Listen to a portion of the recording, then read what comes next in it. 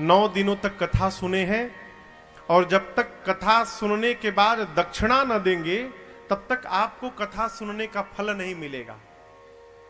तो लोगों ने पूछा कि क्या दक्षिणा दी जाए? तो वक्ता जी ने कहा कि आप लोग अपनी एक एक बुराई यहां संकल्प करके त्याग दीजिए। जैसे कोई सिगरेट पीता हो तो वो संकल्प ले ले कि आज के बाद हम सिगरेट नहीं पिएंगे। कोई खैनी खाता हो तो संकल्प ले ले आज के बाद हम खैनी नहीं खाएंगे। और किसी के पास यदि बुराई नहीं है तो वो किसी नियम का संकल्प ले ले कि आज के बाद हम 5 माला जपेंगे तब पानी पिएंगे।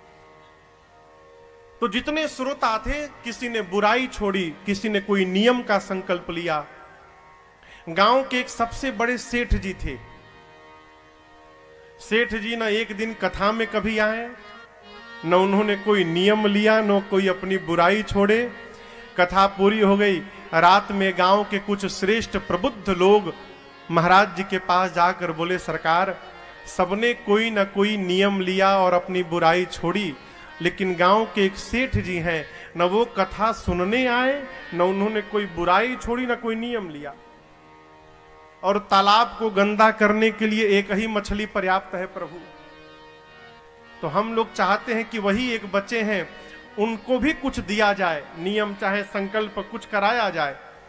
महाराज जी ने कहा, बुलाओ सेठ को। सवेरे सूचना गई, तो अब जब बुलावा आ गया तो सेठ जी कैसे मना करें, मन मार के गए।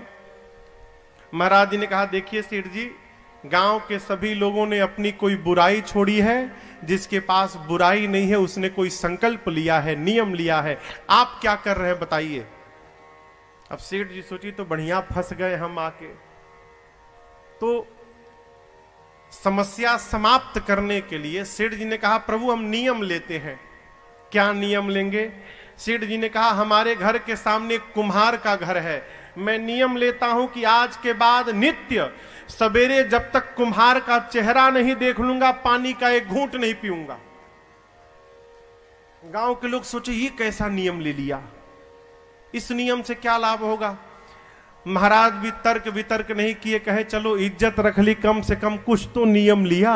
महाराज बोले चलो ठीक है, बहुत बढ़िया, नियम ले लिया ना, अब इसका पालन करना। सेठ लगा पालन करने, नियम लिया तो निर्वाह भी किया। 12 वर्ष बीत गए। 12 वर्ष में एक दिन भी ऐसा नहीं गया जिस दिन सवेरे बिना कुम्हार के मुख को देखे बिना पानी पी लिया हो सेठ ने। नियम का पालन किया। 12 वर्ष बाद एक बार सेठ जी कहीं गए तो रात्रि में वो आ नहीं पाए घर। सवेरे आते आते 11 बज गए। प्यास से बेहाल घर पर आए, सामान फेंके। घर वाले पूछे कहां जा रहे हैं? बोला रुको, अच्छा ये घर वालों को पता नहीं कि ऐसा नियम लिए हैं। ये किसी बहाने जाकर कुम्हार का चेहरा देख लेते थे। घर वाले बोले अरे पानी तो पीजिए। बोले रुको तो, पानी पहले आने दो मुझे।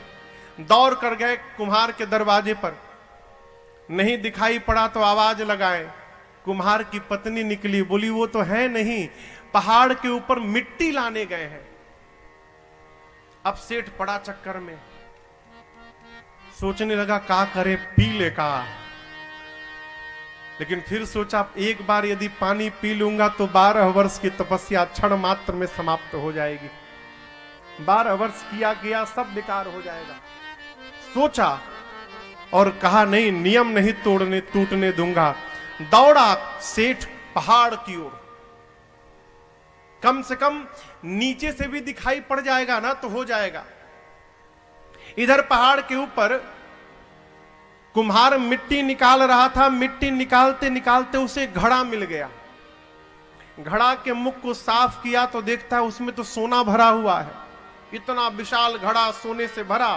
अब कुम्हार नाचने लगा, पागल की भांति नाचने लगा। पूरी गरीबी चली गई, आनंद आ गया। अब तो आनंद होगा। जय हो, बड़ी कृपा प्रभु जी, कोई देख न पावे इस घड़े को। अभी सोच ही रहा था तब तक पहाड़ के नीचे सेठ जी दिखाई पड़ गए। कुम्हार सोचा ये सेठ क्यों चला आया यहां पर। अब कुम्हार सेठ को देख रहा है, सेठ जी कुम्हार को देख रहे हैं। कुम्हार पूछा क्या बात है सेठ जी, सेठ जी बोले कुछ नहीं, बस देख लिया।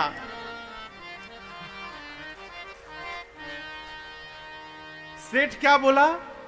देख लिया। सेठ जी तो बोलना चाहते थे कि तुमको देख लिया। कुम्हार को लगा घड़ा देख लिया।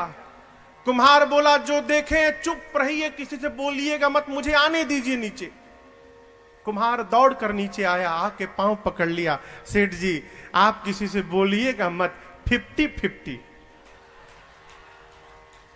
सेठ बोला 50-50? जरूर दाल में कुछ काला है। हाँ चलो चलो चलो, क्या 50-50, चलो। कुम्हार लेकर गया घड़े के पास, कहा सेठ जी आपने यही घड़ा देखा था ना?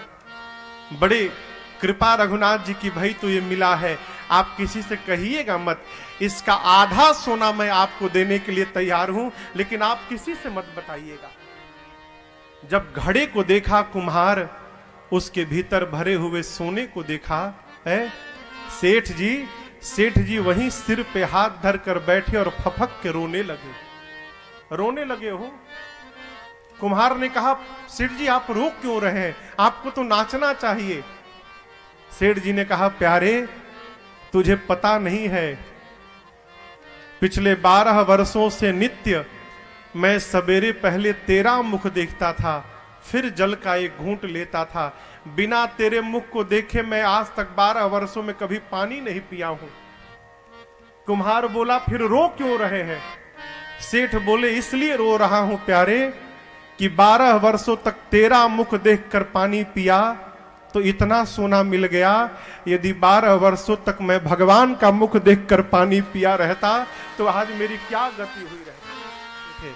अरे अखिया हरि दर्शन की प्यासी, अरे अखिया